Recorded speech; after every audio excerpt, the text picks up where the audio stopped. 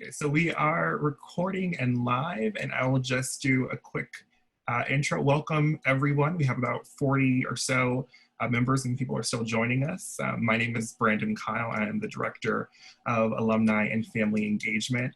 Thank you all so much for joining us for this very special Pitzer at Home interview featuring U.S. Representative and alumna Debbie Mucarsel-Powell, class of '92, along with our Student Senate President and Senior, Becca Zimmerman. Today, we are delighted to have the opportunity to connect two amazing members of our community who are both very busy individuals to give better insight into political, social, and civil engagement. We are so honored to facilitate this conversation virtually via Pitzer at Home. And we also like to give a very special thank you to alumna Quinn Delaney, who helped us organize this conversation. Becca will be interviewing our special guest this afternoon, and if there is some time toward the end, we will open the floor up for a few questions via the Q&A portal below. And with that said, I will hand it over to our interviewer, Becca Zimmerman. Thank you, Becca. Thank you so much for having me, and thank you so much, Congresswoman Mucarsel-Powell, for being here today. This is like so exciting. I'm totally fangirling over this. I also wanted to thank you for all of the work that you've been doing in terms of, promoting social distancing and safety in schools and accessibility for testing. It seems like you hit the ground running with legislation. I believe this is your first session in Congress. So I was wondering, how did you first get involved in politics? When did you first consider becoming a politician? Well, first, let me say thank you so much, Becca, Brandon, for the invitation. I was looking forward to this all week. I'm such a proud alumna. Yes, 1992, although it seems like I graduated. Well, it's been a while, but it seems like I graduated just a few years ago. To tell you the truth, I'm an immigrant, right, Becca? I came here when I was 14. I moved first to California, and I was so fortunate to be able to get a scholarship to attend Pitzer.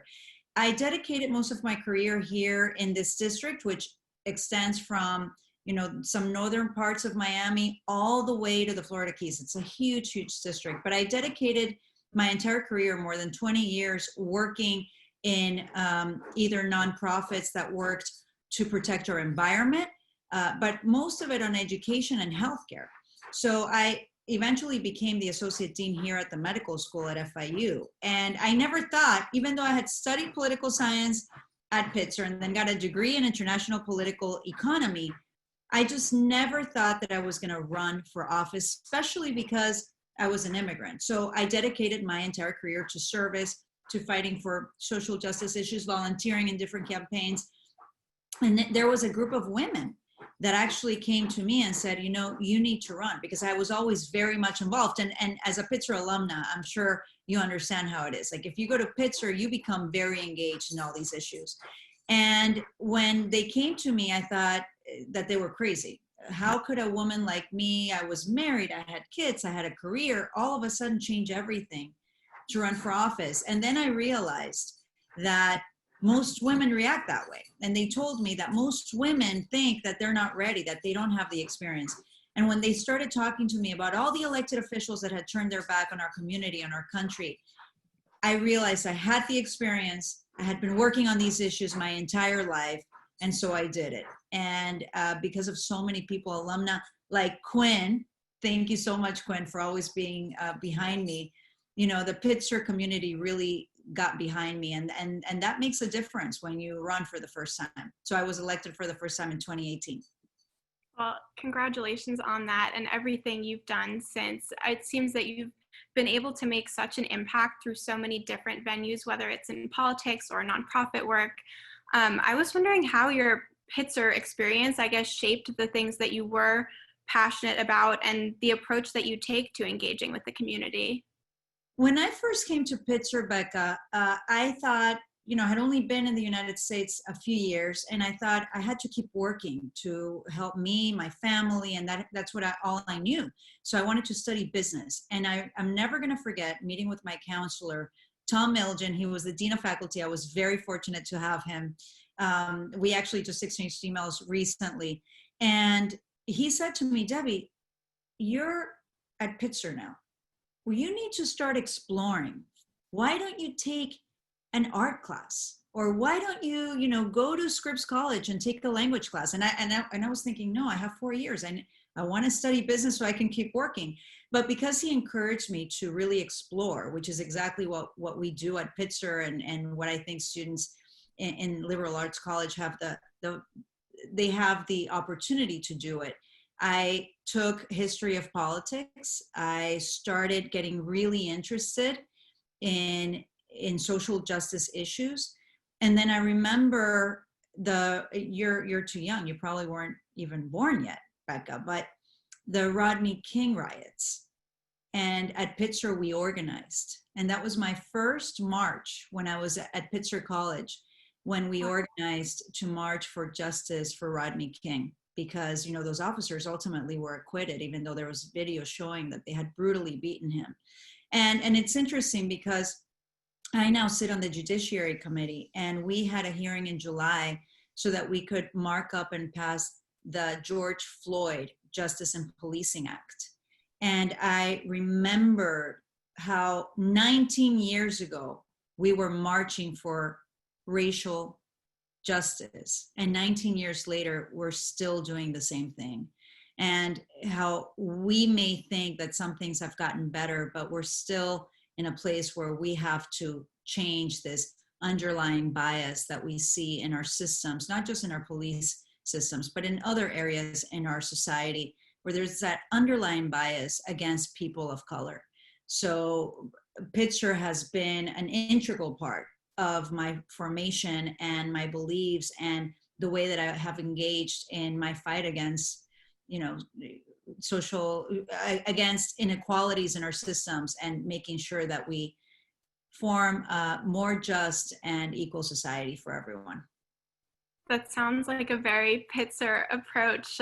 It seems like the character of the student body has remained relatively consistent in terms of the issues that people are passionate about and that desire to really affect change. I know that a lot of us have been attending socially distant protests or, calling our reps from home. But what are some ways that you would suggest young people, and especially Pitzer students, can get more politically involved within their own local communities as advocates for issues that matter to them? I want all of you to remember what a powerful voice you have, that you can really be the change agent in this election, and unfortunately, Becca, a lot of young adults between the ages of 18 and 25 don't vote still. I mean, you're letting 65-year-old voters decide what your future is going to look like. And you need to realize how important and how impactful every single vote is in America. So many races, Becca. My race was won by like 1.7 percentage points. Wow. So many races, every single vote matters. And you have such a powerful voice. And that started, when we saw after the Parkland shooting here in Florida, where students, high school students, got organized and they started marching, and they organized this organization now that still exists today and that is very powerful, March for Our Lives. So you need to see what races, what candidates you want to get involved with. Volunteer. We need people to help me in my race, for example, make calls, send text messages, write postcards.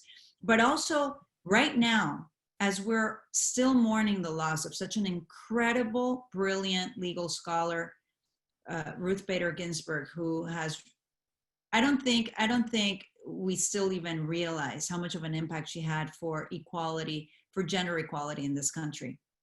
But as we're mourning that loss, we need to have people activate, organize, put pressure on the Senate so that they don't confirm a Supreme Court justice. Because what it means to you, Becca, and for your generation is maybe a Supreme Court that will rule against equality, that will take away healthcare for millions of Americans, that could possibly overturn Roe versus Wade, that could possibly make it more difficult for people to choose whom they love, and also for environmental justice. I mean, this could be detrimental for our future for decades to come. And if you get organized and you talk to your friends, to your parents, to your uncles.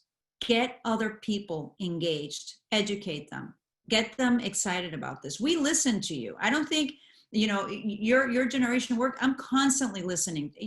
A lot of you are even smarter than most of the people that I know in Washington, D.C. We need you out there and holding everyone accountable. But we need your activism more than ever right now, especially with the Senate.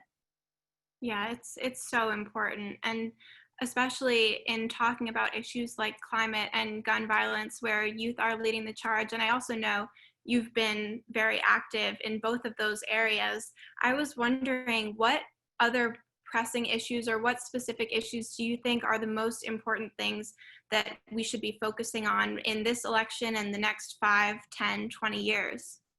So for this election, unmistakably is making sure that we can get a hold on this virus. I mean, we just marked a terrible, terrible number of losing more than 200,000 American lives because of COVID. And we know that we still don't have an approved treatment or vaccine. We are looking for, a few months ahead where we may not have a vaccine until maybe April or May of next year. And if we don't take the precautions that we need to take right now, Becca, I can't imagine what this is going to do to communities.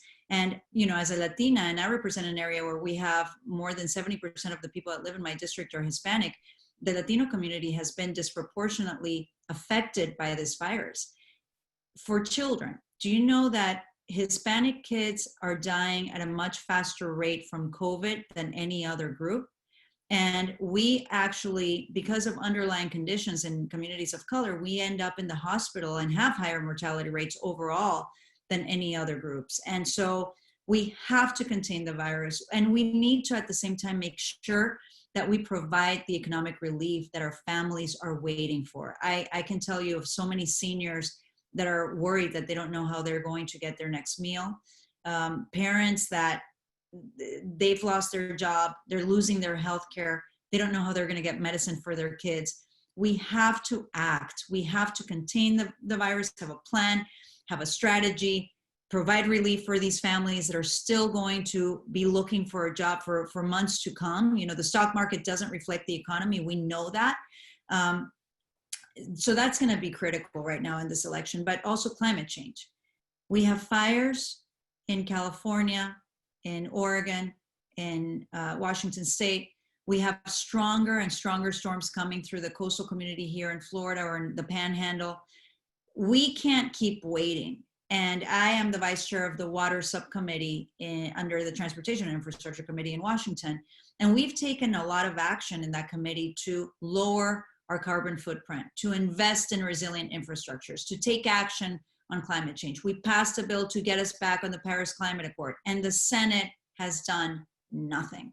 They have been sitting, twiddling their thumbs, waiting for a moment where they could actually rush back to appoint a new Supreme Court justice. That's all they care about. They want power, they want control, and we can't let them. In America, we have a democracy, and that's why it's so important to engage and be active. So I would say, really crushing the spread of this virus and acting on climate. Yeah, those are definitely, I think, top of the mind issues for a lot of voters and a lot of non-voters as well. And one of the things that I've been thinking a lot about is, we can solve this crisis with the virus, but once it goes away, you still have all of these underlying factors that are putting communities of color more at risk, whether it's exposure to pollution or access to healthcare. So how do you, foresee overcoming these challenges in addition to the virus? And, how do you sustain that effort when there isn't the necessarily visibly impending threat of the virus, and it's more of just these are structural issues that need to be tackled? Well, the virus lifted that veil, right? That we already knew existed on the inequities, on the social inequities that we face in these communities.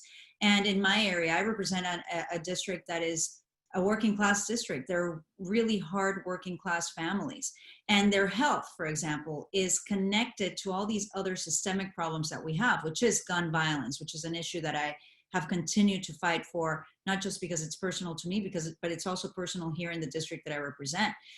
It's connected to the lack of access to fresh food. It's also connected to the fact that some areas in my district, the people that are living very close in South Dade to this nuclear plant can be the first ones that could be impacted if there's any sort of leakage from this nuclear facility that we have in this district. So there are a lot of issues, and having someone like me represent them is incredibly important, Becca, because this district has not been represented properly. It's one of the reasons why I decided to run and make sure that I lifted up their voices, because it's been an area that has been left behind. The average income for a family of 4 here is about $44,000 a year. They're commuting 2 hours, adding to the carbon footprint because there's no public transportation. I mean, that's another issue that we have to deal with down here in Florida. So, you don't have huge wins all at once. You make small, you kind of like go slowly to make the impact that you need. And it started in 2018. And I remind my people down here that they elected me, and that was a huge one. No one thought that I was gonna be able to beat this incumbent, this Republican incumbent. And we passed the universal background check bill for judiciary, the first bill that we were able to pass in 20 years that dealt with gun reform. So change doesn't happen overnight. We continue to try to chip away at these inequities that we have in our community here and also all over the country. And we have to remember that. And we can't let these, what's happening with this administration bring us down or divide us. We need to continue to stay focused, to continue to try to bring more opportunities for so many families that need those opportunities and that assistance. So, it just doesn't happen overnight. It takes time. Yeah, that definitely seems like something that we're all trying to adjust to at the moment, that this understanding of it's sometimes a slower process than we would like it to be. What would you say is the most challenging thing that you've had to face in your political career, and how did you overcome that, and what are some strategies that you've taken away from that experience? So I'll speak a little bit personally, and then I'll speak professionally. So personally, it's been really difficult as a woman, to balance this job, having kids, being married, and my mom lives with me. I have to make sure that she's doing okay. I also have my kids navigating online school right now because of the pandemic. And so personally, that has been very challenging, because for me, family always comes first. But at the same time, this job is so important, and I've gotten to serve at a moment where it's been so critical to have our voices in Washington. So that's been difficult to balance. And I just always remind myself that it's not going to be perfect, but as long as my family is behind me, supporting me, and understanding how important this work is, that everything will be fine. Politically, there's a lot of division in Washington, Becca, and I don't want Pitzer students to think that there's anything terrible about compromising with people that think differently than you do. And they teach us that at Pitzer: diversity, respect, engagement with others. And we are a huge country with a lot of different philosophies, a lot of different beliefs. And when you go to Washington, it's truly, you see that division between the two parties. And I'm a full-on Democrat, but I have to make sure that I find moments to connect with Republican colleagues, because we need to find a way to move forward, and we need to find a way to get things working again for all of you. That's our job. And it's very challenging, especially when the Republicans are already strategizing. You win your seat, you're a first-term Congress member, and the Republicans are strategizing on how to take you out of that seat. So they don't want to work with you, and how to find ways to earn their trust, and also just to find those issues that are going to unite. Because of course, there are a lot of colleagues that I have that are Republican colleagues that I don't agree with them on anything, but believe it or not, they agree on holding FEMA accountable. When we have a storm, we need to make sure that FEMA is ready and prepared, so that you work with them on that. And so that's been very, very challenging, especially under the Trump administration, because it has gotten so divided, and we need to figure out a way. And I need young activists like yourself to help me figure out a way that we need to talk to each other, and we need to respect each other's views, even if they don't agree with us, but to work closely together again. Yeah, that's definitely something. I think echo. It's definitely something that we're all trying to figure out how to engage, not only in respectful dialogue with those who disagree with us, but how to do it in a virtual environment. As you know, the whole dynamics of communication have shifted. So I know I've been thinking a lot about Pitzer's core values and how that embodiment changes online versus in-person work. I'm wondering how you have kept the core values with you, or feel that you live them out in your political career. I think that the what I just said earlier, the respect for diversity, being engaged socially and politically, and knowing that you can actually influence the conversation, and that we have a strong voice. And I've done that my entire career, right? I mean, I fought when I started working here, when I came down to Miami, I did a lot of work for Coral Restoration Foundation. I worked at the Zoological Society of Florida, working on environmental issues and protecting our wildlife. And I've always been extremely engaged. That's something that I've carried with me from my first days at Pitzer College. Critical thinking was one of the most important tools that I brought with me, because even now that I sit on the Judiciary Committee, Becca, I'm not an attorney. Imagine, and here I am, a new Congress member, and I'm sitting on the Judiciary Committee. But my critical thinking skills that I learned, the way to analyze different problems, really have helped me in Congress. And a liberal arts education helps you also manage all these different issues all at once. So I can be talking about an immigration issue, and then an hour later talking about water infrastructure and how we need to fix the systems that we have here, changing from septic tanks to sewage. It's very technical, but that a liberal arts education really helps you manage all these different issues and ideas all at once. So I carry it with me every day, I have to say. That's wonderful to hear. I know I've definitely been so surprised by how my professors are able to tie in issues that seem completely unrelated or separate to me. And then they're like, well, actually, this is connected to this, and these things influence each other in ways you wouldn't expect. And I know I'm hoping to continue those relationships throughout my life. I'm wondering if you're still connected with any Pitzer professors, or if you had any strong mentors at Pitzer that really influenced the way that you went about your career and life path. Okay, well, first of all, my really, really great friends, and I see one right now on the panel, Michelle. Hi, Michelle. I can see your, my friends, we've stayed connected, and they're still like my best friends, even since 1992. And how long is that? I don't even want to, don't make me count. One of the professors that had a huge impact on me, I'm going to name two. Dr. Harry Pachon, who already passed away, but he was a professor, Mexican-American, who studied Latino politics, and I took a few of his classes. He was very much engaged with under the Bush administration. He was an analyst also on CNN. He was incredible, and he really made me think of the difference in the way that we have the differences in governing, whether you're in Latin America or in the United States, but also the similarities. And I can use that a lot right now, right? I mean, we have someone in office right now that is following the authoritarian playbook that we've seen already in Latin America. So Dr. Harry Pachon, I wish he was still alive. I would love to talk to him about what's happening right now. Lucian Marquis also passed away, an incredible professor. You know what he would do, and I don't know if you guys are doing this at Pitzer also, but he would have dinners at his home like once a month, and we would have our class at his home, and his wife would give us food and tea, and we would have these discussions on the books that we were reading, and it was also dealing with like different political systems. So they were two of my favorite professors that really influenced me. And that was the question, right, Becca? Did I answer it?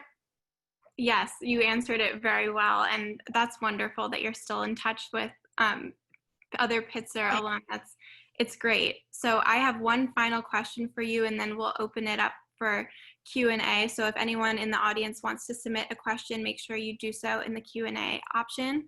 I saw on Twitter the other day an adorable message from a mom whose son had written a paper about you for Hispanic Heritage Month. I thought that was so cute, and it's also it's so cool to be inspiring young people. And I'm wondering, what keeps you inspired, and what are you hopeful for this year? I am inspired by the young students that I talk to. I mean, I was looking forward to talking to you today, not just because I'm a Pitzer alumna and I'm so proud to be an alumna, but any opportunity for me to hear from young students or just our younger generation on what we need to do. I'm always listening, and I'm always so inspired by how dedicated all of you have been, and how you have been living in a generation that has had to go through, active shooter drills at school, growing up through a gun epidemic that we've never seen in this country before, dealing with the terrible effects of climate change. But you don't let any of that stop you. You organize and you lift your voices up, and you're trying to find solutions for these critical problems. And you inspire me. That I get my inspiration from all of you every single day. I have to say, I don't want to get emotional, but that's really sweet. I think we have a question in the Q&A that asks, how are you approaching legislative solutions and outreach to your constituency in terms of anthropogenic climate change and its unique effect on the people, geography, and economy of the district that you represent? Very good question. So I do a lot of events here with different environmental organizations, and we do roundtables.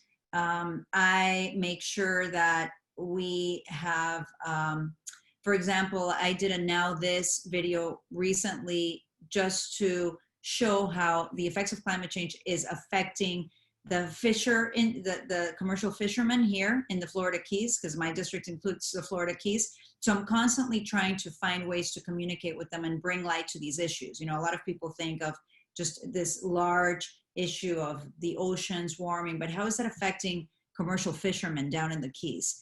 And having that relate to them personally, how it affects their livelihood, their everyday livelihood. I talk to a lot of our immigrant communities that are living very close to this area that I mentioned before, that nuclear plant, and how that could affect the health of their children, how important the quality of our water is, and how delicate it is. Our water has been infested with these green-blue algae blooms that you probably saw a couple of years ago that were coming from Lake Okeechobee. So I talk a lot about the need to restore the Everglades and why that's important, and for them to understand that we depend on clean and healthy water from the Everglades here in Miami. So it's always trying to inform them on the current issues, but connecting those to their everyday life. And then they get more engaged on that. That's such an important approach. I see a question from Frank Ayala asking, what other congresspersons have been the most helpful to you? I am so fortunate to serve with an incredible class.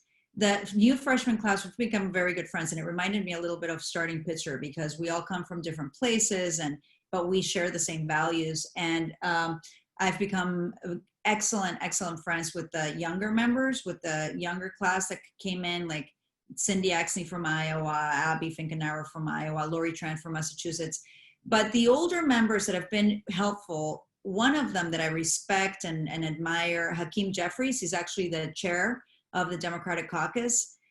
He started in 2014, and he's now the chair of the Democratic Caucus. And just, he's been able to find a lot of bipartisan support on the bills that he's introduced, especially with criminal justice reform. And so when I'm having issues, when I want to get some sort of support for a bill that I'm introducing, I go to him, and he's been very, very helpful. But also women like Barbara Lawrence, who's the head of the Democratic Women's Caucus, and other friends that I talk to. It depends on the issue, but we have a great caucus. And even though we're diverse in our caucus, we're very united, and we support each other on the work that we're doing. That coalition building is so critical. So I'm really glad to hear that. I think we have an attendee, Susan Reingold, who's had their hand raised. So I will allow you to ask a question. That was actually an accident. I'm just listening. Sorry. All good. But thank you. I've enjoyed this very much. No worries. So I think we are, let's see. We are still going to accept a few more questions in the Q&A in the chat.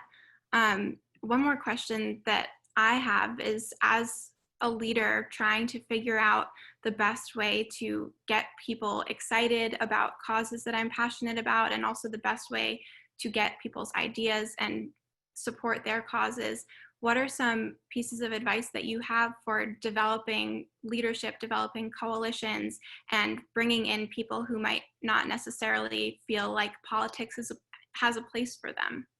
Yeah, and I deal with that with moms, Becca, and I'm always thinking about that, because there are a lot of moms that my kids have gone to school with their kids, and that's how we've become friends, but they're just not politically engaged. They think that it's too divisive.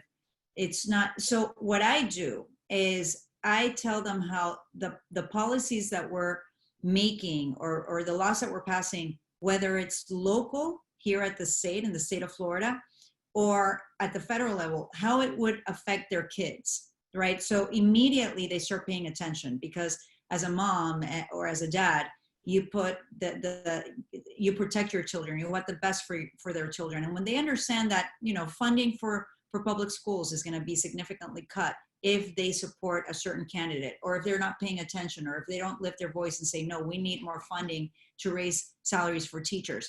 So you need to find ways to connect what you want to lead on how that's going to affect them personally. The minute they see something affecting them personally, they start paying attention.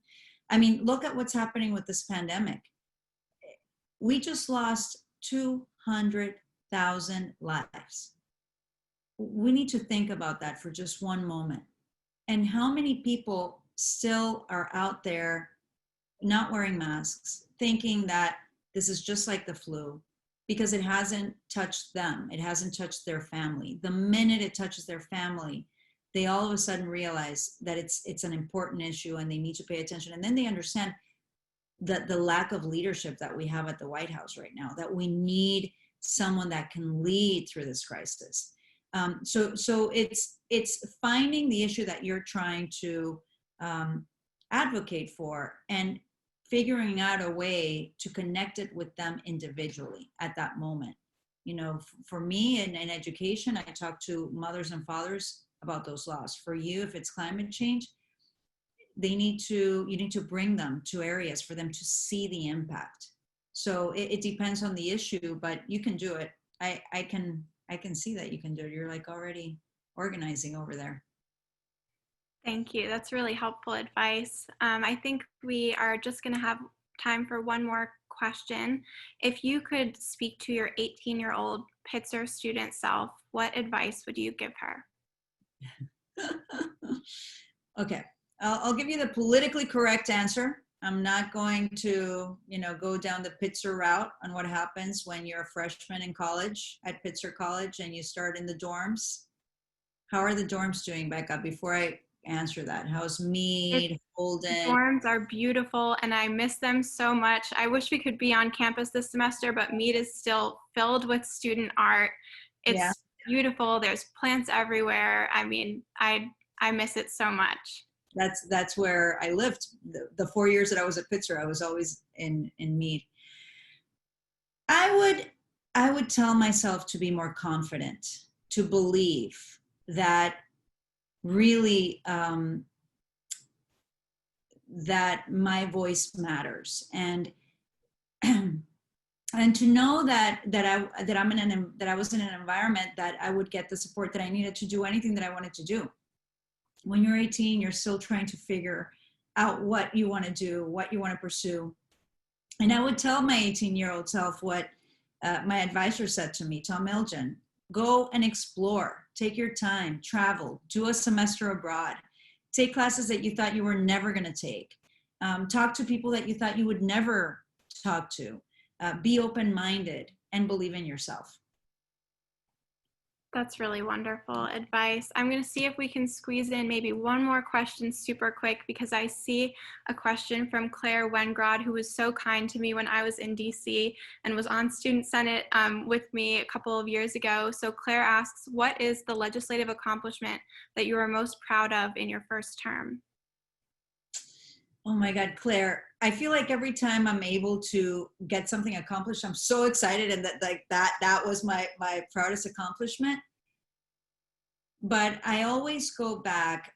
I've been able to pass several bills, including humanitarian assistance to Venezuela. We are seeing one of the worst humanitarian crises that we've ever seen in this hemisphere. And I was able to pass, with bipartisan support, $400 million in aid to Venezuela. And I thought, that it wasn't just for Venezuela, it was for the neighboring countries that were taking in millions of refugees from Venezuela. I just passed last week an incredible bill that's going to deal with fraud in the immigration system that really affects immigrant communities, and that had full bipartisan support, so I'm really proud of that. But my proudest accomplishment, and it wasn't just mine, I shared it with my members in the Judiciary Committee, it was definitely passing the universal background check bill. We were in committee for 11 hours, and that hearing room was full of parents that had lost their kids to gun violence, students that had witnessed their friends who had lost their life in a classroom because of gun violence, and they sat with us for 11 hours watching Republicans making terrible, terrible comments, trying to block that bill from getting through. And I remember it was, I think it was like 10:30 p.m. when we finally had the vote. They kept bringing amendments. They were trying to block it. And we finally passed it.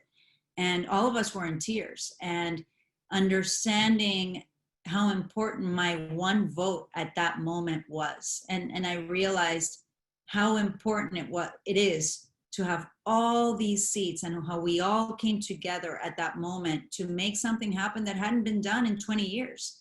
And that it is so needed in our country to combat this epidemic, because it's an epidemic. And right now, we have been fortunate that we haven't seen such, these cases of mass shootings. We have had gun violence, but just not mass shootings because of the pandemic.